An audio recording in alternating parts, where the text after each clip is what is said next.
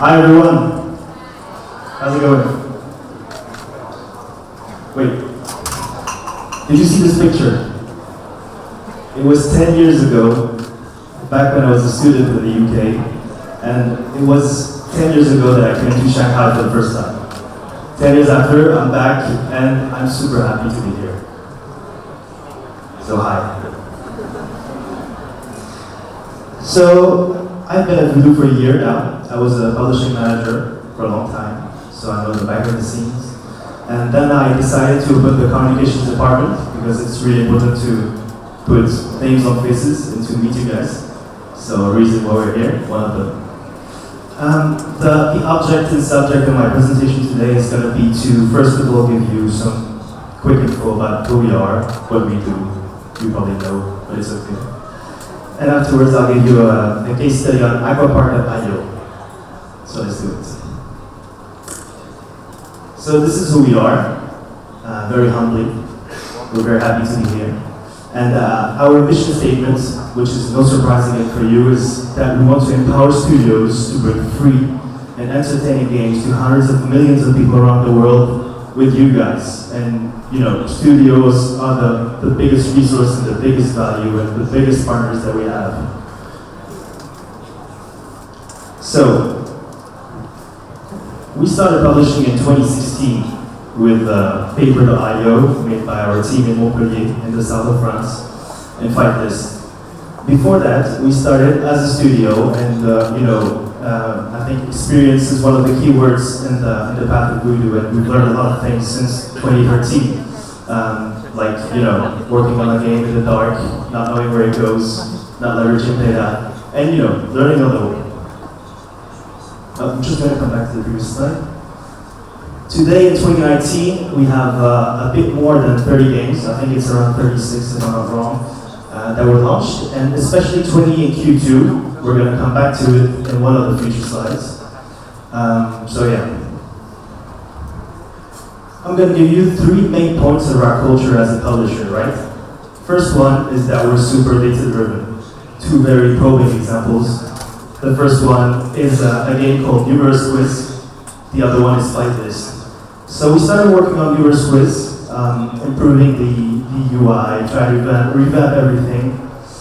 Not really testing it, just thinking that this could be a good implementation, this looks good, this is sexy, okay, let's have this and that, and we'll test it when we feel like we're ready.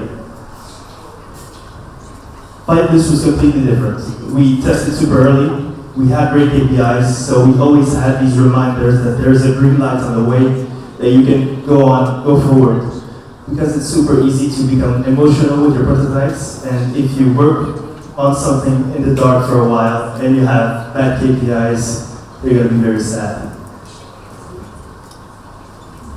Second point, which is quite linked with the first one, is fast prototyping.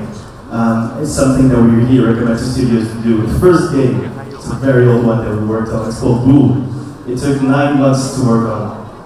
And, it looks like it's a very, very basic template. But still, 9 months. Second one, Paper.io, still made by our team in Montpellier, in the south of France. The city of Rome wasn't built in 7 days, but Paper.io was. So, testing very fast is crucial.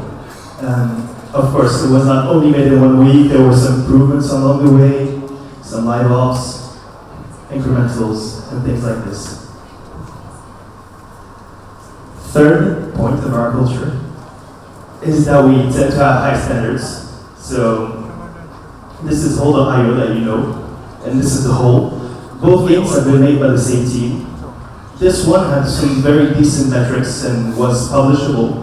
But we thought that we could add some extra things, reiterate, continue to work on it, rethink the whole thing after iterating, testing, thinking, brainstorming, challenging each other's ideas. We came up with Hope, which was a very big success.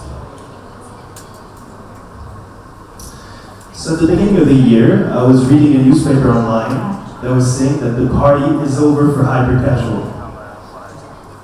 I'm not sure about it.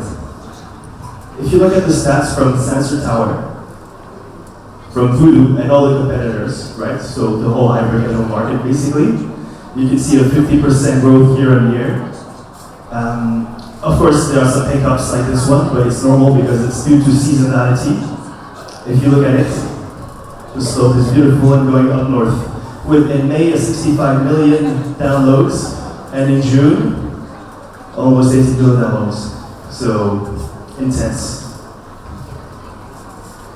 Hyper-casual is definitely not a trend. It's a market that's growing, evolving, and I think your presence here testifies for this. So it's great. Now, what's really important for us is to bring the most value to you guys, to studios. The core of our DNA is really transparency. Just to give you some background of the archetype of the way a studio will work with us. It would be direct coaching with a publishing manager. We really believe in long-lasting relationships. Like, when someone works with us, it's not essentially for one game, it's for a relationship with the studio. So working on as many games as possible, learning with each other and from each other, and growing together. We also share a vast library of knowledge, and I will get into it very soon. So, back to the point I was mentioning at the beginning, the fact that we launched 20 games in the second quarter, we realized, of course, this market evolves all the time. It's like skiing, you have to go there and there. So you have to adapt yourself. And we reviewed our testing protocol to have more flexible KPIs to publish games, right? So we basically want to give a chance to smaller games, give a revenue to games that don't have the KPIs that we had before, that were super demanding. And we are able to monetize that very easily with our genius UA team. And Kenji will tell you a bit more about this in the afternoon. So, for example, Aqua Park was launched with a 47% day 1, a 17% day 7, and which is, a bit lower than what we used to have as standards. Now it's number 1 in like 52 countries and 75 million downloads so far.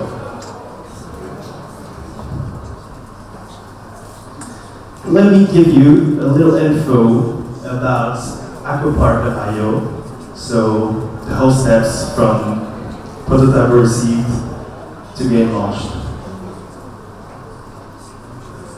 So this is how we received it, a very, very simple IO game, that comes from experience. Slope reminds of a twisty road a little bit. Looks fun. So Alexander Shea was the publishing manager in charge of Cassette. Cassette is the studio that made the game. They are from Armenia. Little geniuses, very, very smart. So Alex Shea gave them a first batch of feedback without testing first, something based on the game guidelines that we built along the way, just simple knowledge coming from experience. So this was the V1. Idea was just to make the slides go faster, add a background, add more life to it, Some very simple tricks, like having a black background versus a clear one will considerably lower your CPI, which is awesome. Afterwards, we wanted to add a little more fun to the game itself. So it looks fun, but it seems like something is lacking a little bit. So they tested a new version by adding more depth to the gameplay, simply because, as you can see, the little avatars can jump left and right from the slope, and thus you can cheat a little bit, to sort of hack. So inherently in the gameplay, you have two ways to play. Either you play it safe, you stay on the slope, you don't take the risk if you don't want to, or you're a little more greedy, you take the risk, you jump, you use a hack. So basically, it's a bit more mass market by default in the gameplay itself, if you know what I mean. The funny thing is that you can either challenge yourself if you want to, by taking all the chances you want, or you can just lift your thumb and you will win.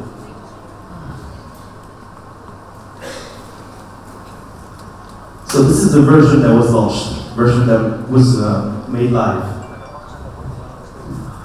One thing I forgot to say for this version, the very first one, is that we tested it only with one map, because It's not a good idea to waste too much time working on the game, adding a lot of level design before having some data.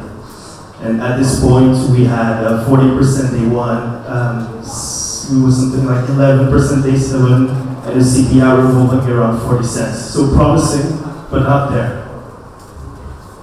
Back to this version. At this stage, we ran several CPI tests to try to understand what was the appeal of the gameplay for the players. And the ones that were performing the best were the ones where you had the jumps in the first 5 seconds of the video. So clearly it was a sign that people were looking to have more of this in the gameplay. We added more of this to the gameplay. A lot of this. And then it was launched. Stats were good, retention was perfect. But CPI was still not there. It was somewhere between 25 and 30 cents of a dollar. So a little last thing that the publishing manager recommended the studio to do is change the avatars from these little blue men to these little baby avatars. And the CPI went below 20 cents. And we had it. So one other thing that also leveraged the popularity of the game is the element of virality. Once it was published, it became super viral on social media. Super viral, which helped the KPIs increase.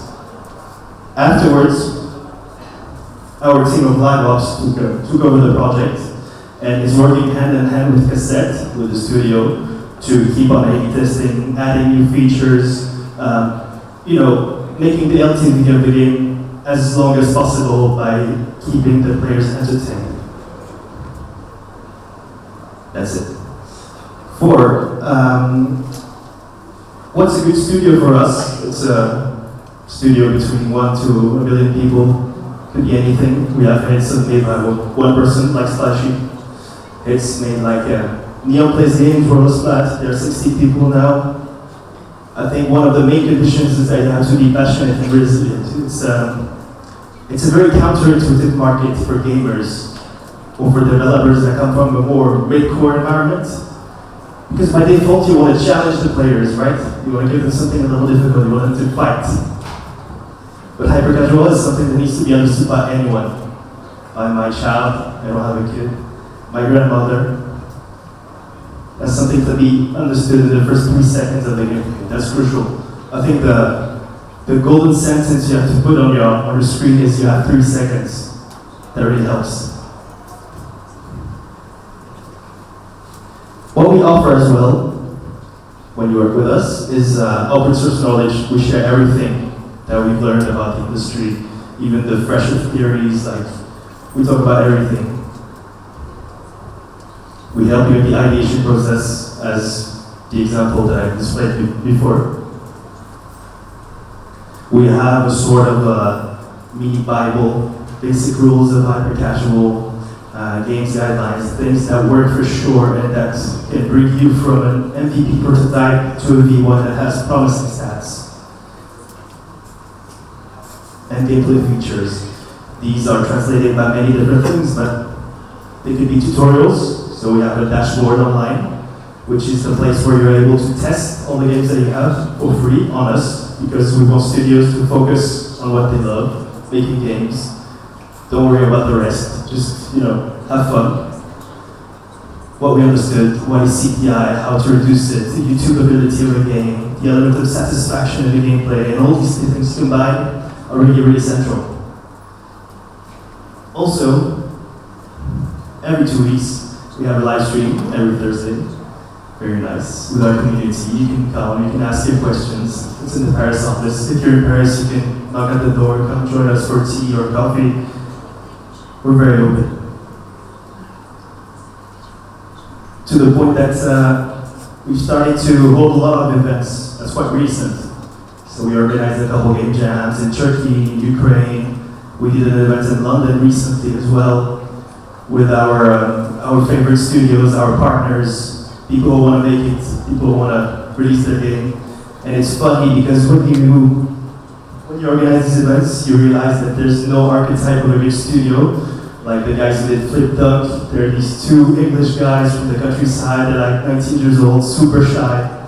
Then you have Young Play, that made Roller Splat, super senior guy, classy English man. Everything, anything can work. It's very surprising. It's also mass market, I guess. We're also opening some publishing managers' offices this year. We have one in Istanbul that was just opened bit more than a month ago. We're opening one in Kiev, one in Moscow. A month ago, we moved to new offices in Paris, and we have a dedicated floor to receive studios, partners, friends. So we're gonna start to invite people to come work with us for a day, a week, as much as you want. There's space and there's good food, so it's nice. The teams are growing as well. You have the core publishing team, you have taking data team, being able to support you, translate the stats that you have, explain to you what's the potential of the game, what didn't work here and there, and as such. Once again, you'll be able to focus only on your games, because the customer success will be here to resolve any technical issue that you have, any problem that you know is a waste of time and a bit frustrating, that will never happen to you. And also launch ops and live ops. If your game is almost ready already, or if you're struggling to develop the last thing in Unity, for example, a launch ops team will help you do this, code it for you, code it with you. Live ops will work with you post-launch on the, amelioration of your game, optimization of your game, A/B testing. They have thousands of good practices and great advice to share with you.